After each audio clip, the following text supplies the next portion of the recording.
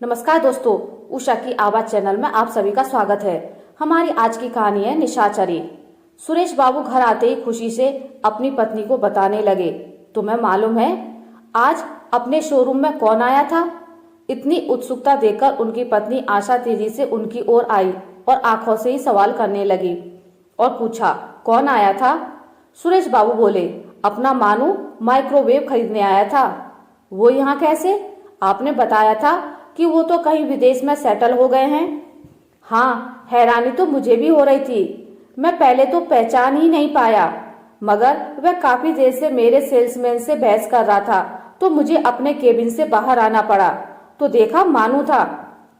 वो पिछले 2 सालों से अपने परिवार के साथ अपने पुश्तैनी बंगले में रह रहा है। मानू सुरेश बाबू के बचपन का सहपाठी और जिगरी दोस्त था। दोनों इसी शहर के एक स्कूल में एक ही क्लास में पढ़ते थे।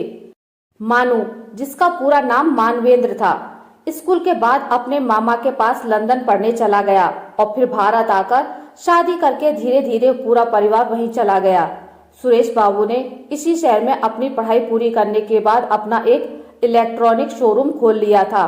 सुरेश बाबू अपनी पत्नी आशा से कई बार अपने बचपन की शरारतों में अपने जिगरी दोस्त मानू का जिक्र कर चुके थे, इसलिए आशा ने उन्हें देखा भले ही ना था, मगर यह नाम उसके लिए परिचय का मोहताज नहीं था।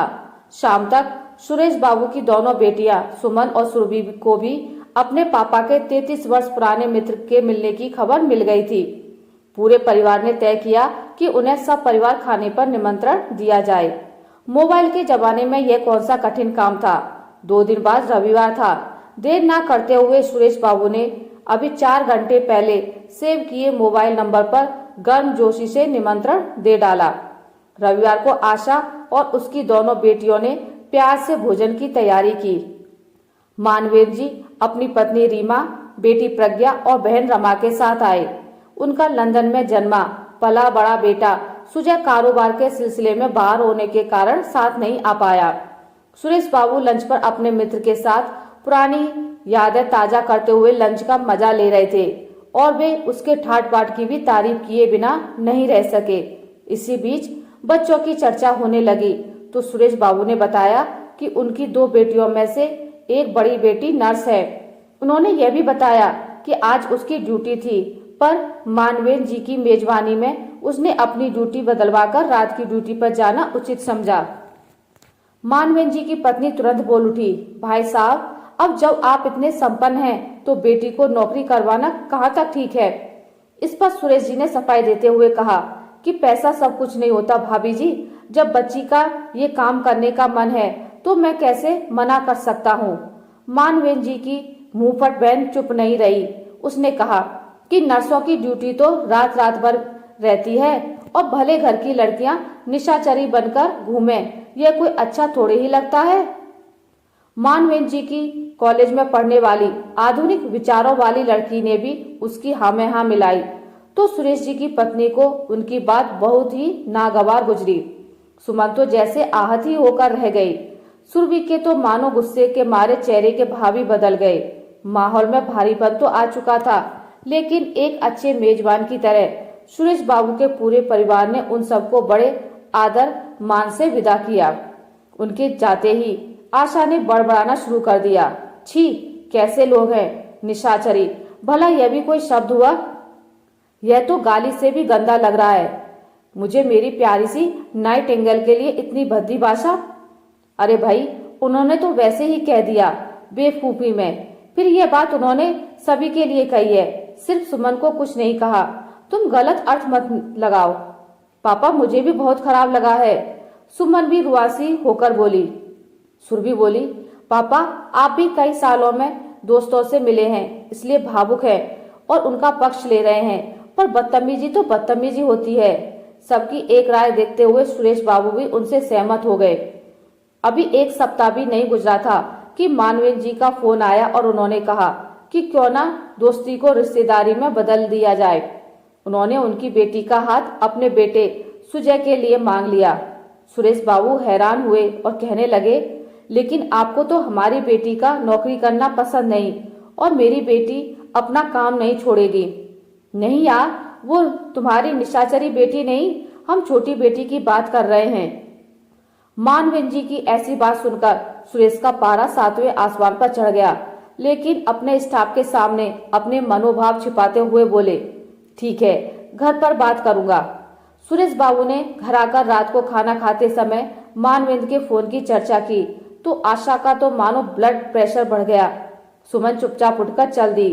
सुरभि दांतों से सलाद की जगह नाखून चबाने लगी। सुरेश बाबू को लगा उन्हें किसी को बताना ही नहीं चाहिए था, चुपचाप ना कह देनी चाहिए थी। आशा रात भर कुड़ती रही। सुरभि को भी नींद नहीं आई। सुरेश बाबू खुद कश्मकश में थे। रात भर उदासी सुमन जल्दी उठकर तैयार होकर बिना कुछ खाए पिए अपनी सुबह की पारी के लिए ड्यूटी पर निकल चुकी थी। अनमने ढंग से नहा धोकर सुरभि ने नाश्ता बनाया। तीनों जब नाश्ते की टेबल पर बैठे तो नाश्ता खत्म करते ही सुरभि बोली, पापा अभी उठिएगा नहीं, मुझे कुछ कहना है। आशा ने उसकी ओर प्रश्न सूचक निगाहों से देखा तो उसने कहा कि मम्मी पापा आप मानवेंद्र अंकल को मेरे लिए हाँ कह दीजिए, मैं इस रिश्ते के लिए तैयार हूँ। आशा को लगा कि वह सुरभि के इस फैसले से गश खाकर गिर जाएगी। सुरेश बाबू बोले, बेटा यह क्या तमाशा है, कल तक तो तुम भी गुस्से में थी। मैंने कहा ना, आप उन्हें उनके बेटे के साथ फिर से बुला लीजिए। अपनी बहन का तो सोचो, उस पर क्या गुजरेगी। चाहे जो हो आप उन्हें बुला लीजिए। एक बार उनका लड़का देखने में क्या बुराई है। यह उनकी अमीरी पर मर रही है, इसका उनकी गंदी सोच पर ध्यान नहीं दे रही। आशा जी चिल्लाकर बोली। सुरभि ने कहा, आप चाहें जो समझें, पर मुझे उनकी इस बात पर कोई ऐतराज नहीं है। सुरभि अपना फैसला सुनाकर किचन में बर्तन रखने चली गई। आशा जी बोली, यह किस लालच में हाँ कर रही है, उसके लंदन में पढ़ा लिखा होने पर, बड़ा कारोबार होने पर। यह लड़की तो मेरी समझ से बाहर होती जा रही है। सुरेश बाबू सोच रहे थे, काश मेरी मानवेंद्र से मुलाकात ही ना हुई होती। सुरेश जी ने कहा, ठीक है, शाम को सुमन के घर आने पर चारों मिलकर फैसला करते हैं।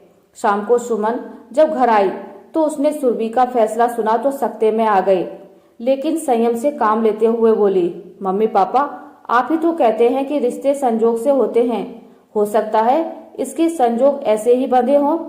आखिरकार सुमन ने सबको मना ही लिया। सुरभि खुश तो नहीं पर आश्वस्त लगी। हालांकि सुमन भीतर ही भीतर टूट गई थी कि इतना प्यार करने वाली छोटी बहन को उसकी भावनाओं का जरा भी ख्याल नहीं। मानवेंद्र जी अगले रविवार ही सब परिवार फिर से सुरेश बाबू के घर पर उनकी छोटी बेटी के रिश्ते के लिए आ गए थे। ड्यूटी न होने के कारण सुमन ने अपने कमरे से निकलना उचित न समझा। आशा समझ गई थी सुमन लड़के का सामना ही नहीं करना चाहती थी। वैसे भी सुमन रंग रूप कद काठी गुणों में सुरभि से 20 नहीं कहीं 25 ही बैठती। कहीं ऐसा ना हो कि वह फिर अपना इरादा बदले और फिर से हमारा दिल दुखाएं। सुरभि ने कनखियों से देखा। महंगे सूट बूट में सजा धजा सुजय देखने में ठीक ठाक था। बातों बातों में मानवेंद्र जी की बहन बोली, अरे बच्चों को आपस में भी तो बात कर लेने दीजिए। सुरभि की आंखें चमक उठी। वो मानो इसी प्रतीक्षा में थी। आशा जी ने यह बात नोट की। उन्हें सुरभि की यह उतावली बिल्कुल अच्छी नहीं लगी, पर मन महसूस कर रह गई। सुरभि सुजय को अपना घर दिखाने के बहाने बाहर लॉन में ले गई। इससे पहले सुजय बात करना शुरू करता, सुरभि ने उससे पूछा, आप लंदन में पढ़ने के बाद वहीं सेटल होने के बजाय इंडिया क्यों आ गए?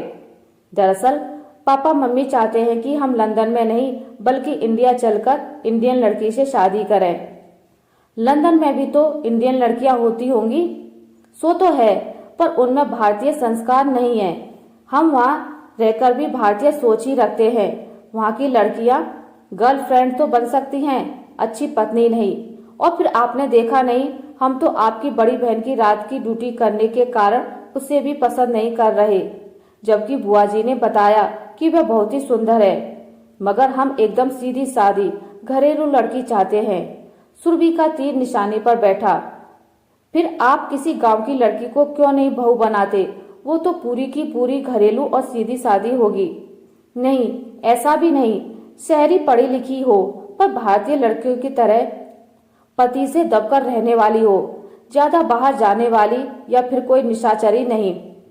इस शब्द से पहले ही आहत सुरभि अब अपने ऊपर से पूरा नियंत्रण खो बैठी और बोली, आप लंदन में रहकर भी भारतीय बने रहना चाहते हैं और भारत में सेवा भाव रखने वाली लड़की जो कई लोगों के दिलों का ख्याल रखकर उनका जीवन बचाती है, उसको आप अपने दिल तोड़ने वाली पिशाच जैसी सोच रखने वाले लोग निशाचरी की संज्ञा दे डालते हैं।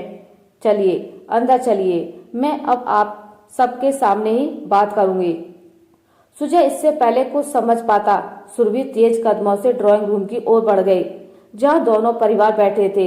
अंदर आते ही सुरभि सुरेश बाबू से बोली, पापा, मुझे तो लंदन में पढ़ लिख कर बड़ा होने वाला और पत्नी को दबाकर रखने वाला, दूसरों का दिल दुखाने वाला, पिशाच जैसी मानसिकता वाला पति और परिवार बिल्कुल नहीं चाहिए।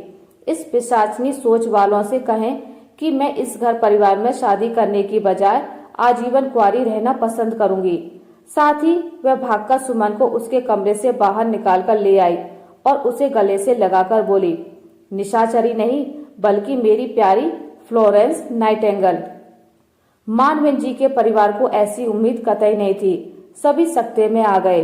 सुजय तो हैरानी से सुरभि को देख रहा था और सुरेश बाबू और आशा मानो अपनी बेटी के इस निर्णय पर गौरवान्वित महसूस कर रहे थे। आशा करती हूँ आपको मेरी आज की कहानी अच्छी लगी होगी। अगर आपको मेरी कहानी अच्छी लगी है तो इसे लाइक करें, ज्यादा से ज्यादा शेयर करें और अगर आप मेरे चैनल पर नए हैं तो इसे सब्सक्राइब करना ना भूलें। मिलते एक नई कहानी के साथ, तब तक के लिए नमस्कार।